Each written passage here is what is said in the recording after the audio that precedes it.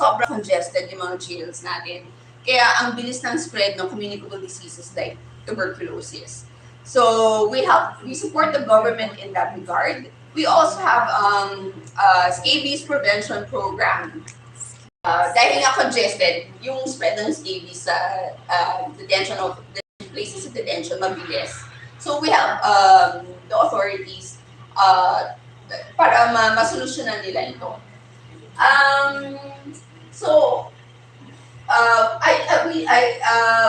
I just want to emphasize that we are here to support the detention authorities. Sila talaga yung may role to address these problems. Andito lang kami to support them. Ayun po. Ayan, napaka-importante. Dito sa Pilipinas, dahil congestion and overcrowding is a very is an issue in our detention places. Yun po yung focus namin when it comes to our detention work. Ito, na-mention na namin yung protecting family links. We help people so that we can restore contact between families who have been separated due to armed conflicts and other situation of violence. But like what I said earlier, meron din mga kaso na hindi naman related sa armed conflict. If they want to reach out to their families who have they lost contact with, tinutulungan din natin sila. Ayan. We have a family visit program. I mentioned this earlier. Pag matagal na hindi sila nakikita, we help families so that they can travel to the places of detention. Usually kasi malayo yung, for example, nasa Mindanao yung family, tapos nasa Manila nakadetain yung family member. So we work with the Philippine Red Cross so that families can be reunited at mabisit nila yung kanilang loved ones. We trace missing persons on behalf of the families. We do this only with their consent. Tapos, we support authorities on the dignified management of the dead. Meron kami mga inorganized na training programs for the authorities so that they are better skilled at the management of the dead. We work with the PNP SOCO regarding this. Tapos we cooperate with the ICRC during and after national disasters. So, yeah. Ito yung na-mention kanina, we promote respect for IHL and humanitarian action. This is why we work with religious leaders here in Mindanao, especially because it is through them wherein we can communicate and it becomes easier for us to reach to members of different groups so that these groups will have a better appreciation for IHL. Like na-mention kanina, we have these books which were translated from Arabic to the local language.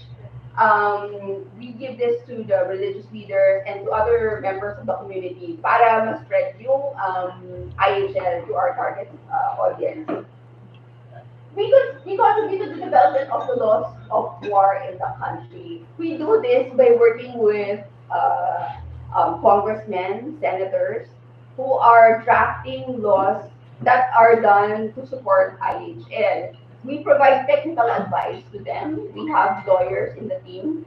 Tumutulong sila so that mas informed yung laws that are being drafted by our lawmakers. Yeah, you know. Sige po. Sir, yung sinasabi kong policy-based collaboration. Opo. Yan. Kasi our lawmakers may not fully understand IHL yet. So by helping them draft their laws, they become better informed on how to strengthen domestic laws. Yes, and mainly with BTA, because it is where the action is.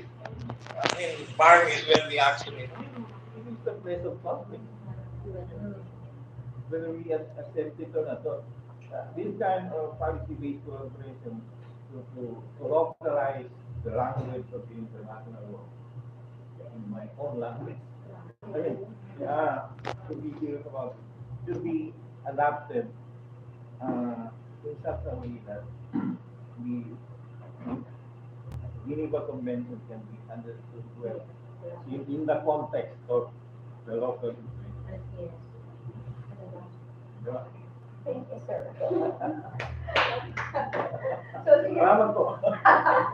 Sige, sir.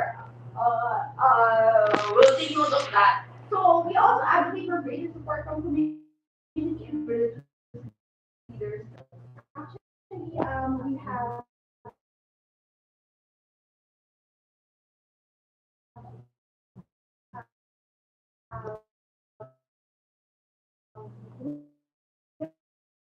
organized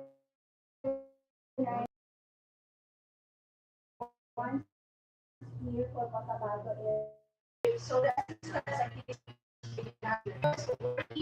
provide support for political conflict, and aside from that, ICRC we work especially those where we can be of added value to what Rachel said, those during the Marawi issue, those that cannot be assisted because logistics wise, there are no access by other humanitarian organizations, and then we those were our focus. Second of all, our assistance activities is always based on need. There are no other qualifications. And then third of all, the assistance of ICRC, mostly they are directed, binibigay po siya kung sino po yung, for example, kailangan po ng tulong. In case of emergency relief operations, kung sino po ang nakalagay sa listahan, again, be it in kind, be it cash, or and form. And the third po, we have this tulong principle, wherein ICRC, dito po kami sa community, sa mga lugar, para po magbibigay ng tulong, at po yung hirap na dulot ng our people sa mga tao apektado, not to create conflict among themselves, the community. So sa tingin po namin, yung ibigay namin, it will create some conflict, hindi pagkakaunawaan. And si ICRC po, first we will start po to better, for the people, better sa hayan. Oo. Kasi it was fun. Tapos nagdatingan dito yung iba't ibang national societies, Canadian.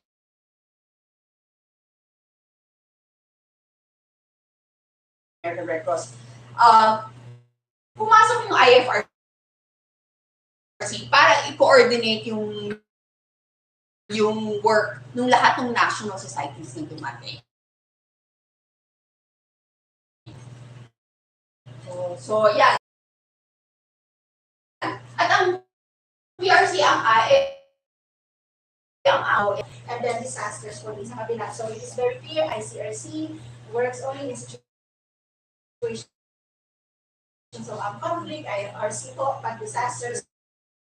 And here sa gitna po, national societies, and in our case, the Philippine Red Cross, it works both in armed conflict situations and disaster situations po. And then, national societies po, in every country around the world, there's only one national society. And here in the Philippines, we only have the Philippine Red Cross. So aside po doon sa disaster response program, the national needs natin sa Pilipinas. And so, bakit po ba tayo nandito? So, para magawa namin ang trabaho namin, we hope that you will have a better understanding of ano ba yung role namin, kailan ba kami pumapasok, ano ba yung limitations namin.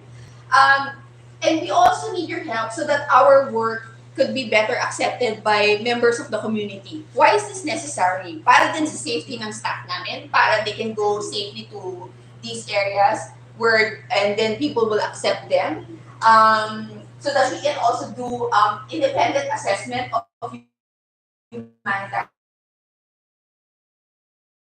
concerns and engage people in confidential and bilateral dialogues. Before I end this, this is our CCC numbers.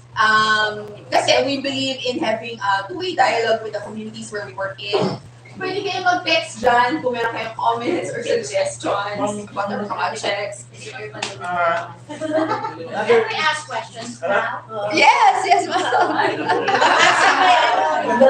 are you? Isang dali lang.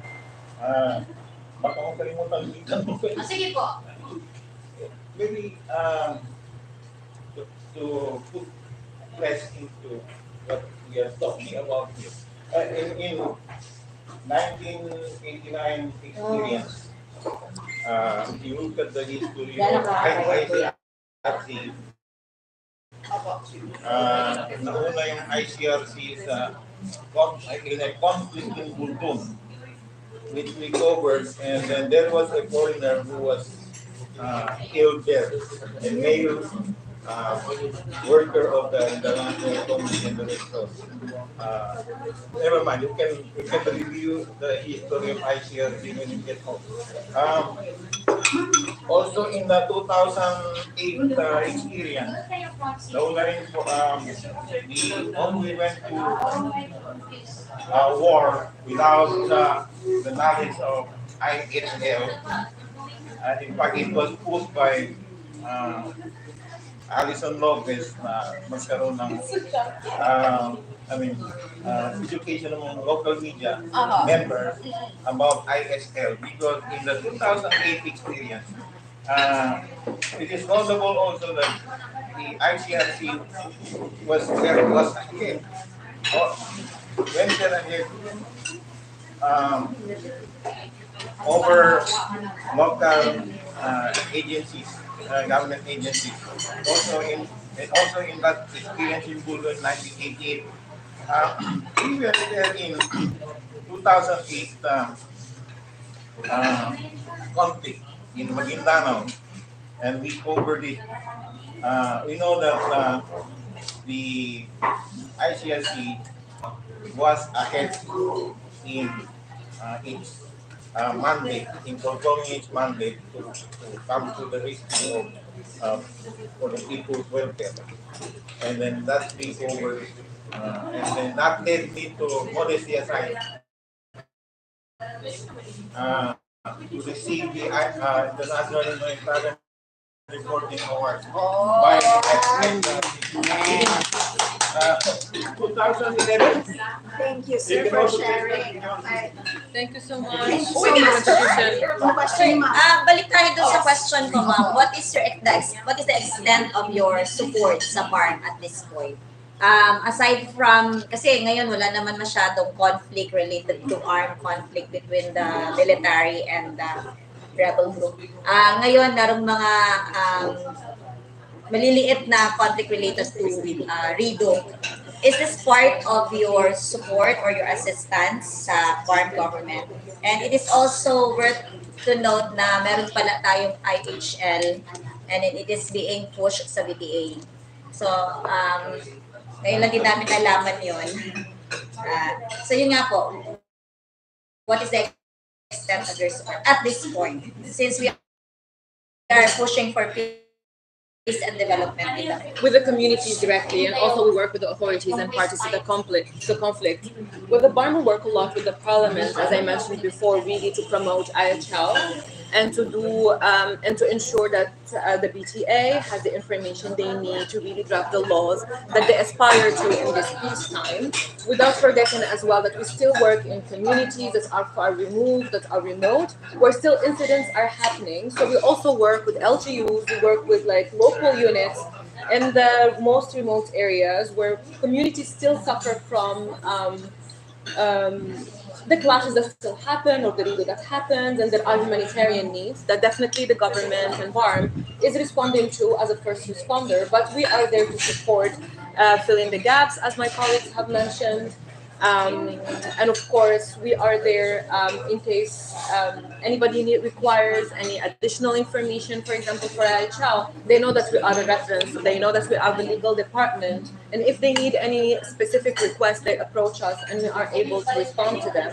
And, and in general, the support is given with our colleagues for the PRC through all the services that we provide to the communities, because the communities are really like our beneficiaries. the affected people, are the people with whom we work, and the parties to the conflict are complementary to that effort that we are making. At this point, based on your data, where is BARM now? Are there threats to conflict if you are to look at it at this point, since many efforts has been in place in relation to maintaining the peace in the park. If your organization is to look at the data at this point, where are we now?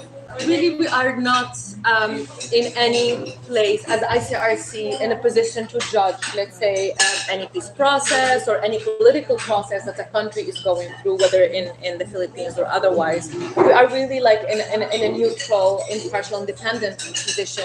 What we are dealing with what's going on in the field. We are talking to the parties of the conflict, to the government, and we are, of course, supportive of the communities with whom we work.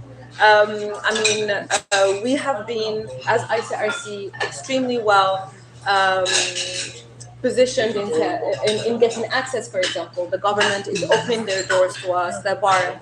We can go to the communities, we can talk freely. So this is something for us that is a very good sign. In the development of the general area, we can see and talk to the people and see how many things have, of course, improved. There are still a lot of things to do as well, which everybody is aware of, and everyone from their own positions is doing. And from our humanitarian position, we still think that there are things to be done from our side, from the PRC side, from the movement in general, and we are pursuing that. But honestly, as ICRC, there is no position into a political process that we can judge on. Aman, may we know so for maybe also for the response from the BARM at the same time. Maybe know the response from the BARM government, and at the same time, can I ask, have you found something unique in this area that you have not done so far or not included in your program that you think should be included and you will have to discuss in your main office because it's so important but it's not included in your program. As you know, the work that we do here in Bar, the modus operandi in which we function is similar to everywhere in the world. When we work in a place that has been going through conflict, there are needs that are happening. There are communities that are still suffering. So for us, these are our main interlocutors. They are the affected population. They raise their concerns to us, whether, as my colleagues mentioned, the protection concerns, whether for people in detention or people who are missing or people who are, with whom they lost contact. So really we raise these contacts to the authorities because we do have this very privileged position where we can have open dialogue but also confidential dialogue and we can speak about very specific cases. At the same time, we are not, as ICRC, in a position to advise the government or any government. This is not the role we play. We go to communities, we say what they need, we see what they need, and we really respond at the level that they need. Sometimes they just want to tell us as an institution to be able to help, with assistance to listen to them. In the past, we also have psychosocial support, to assist in the services that we provide. Sometimes we help refer them to other institutions that can support with their needs. But sometimes the issues are higher than that. They need to be raised to the government. They need to be raised to parties of the conflict. All of them, not only one of them. So if they give us the permission, the consent to do that, we go and we raise it nominally. So such and such needs to be to visit their family, or such and such is missing. Can you help us find them? So really, we are not in a position where we're helping the community and making sure that there's a communication that is going. So there are no any challenges that you face or any conflict that you face. Here is nothing new. Challenges are part of life. There is not, I think, any institution or anyone that is not faced with challenges. Just the floods recently have been challenging for us, for example, in getting access to some of the communities with whom we work. Some roads have been damaged. Of course, I mean, as people will change in different positions, like myself, I'm new, people do not know me, so like I need to go out there and let people know who I am, what the authorities, or with different interlocutors with whom speak.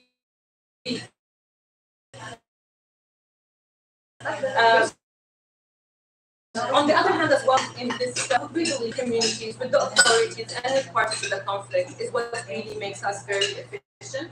So this is one of the challenges that we are always facing and always working on, and this is why we want you today as well to know us and to help us kind of pass the message along. I have question now. I have one question. What is the really main purpose or main objective of this meeting? And Late ka lang, teka. Kanina Late pa yan sinabi.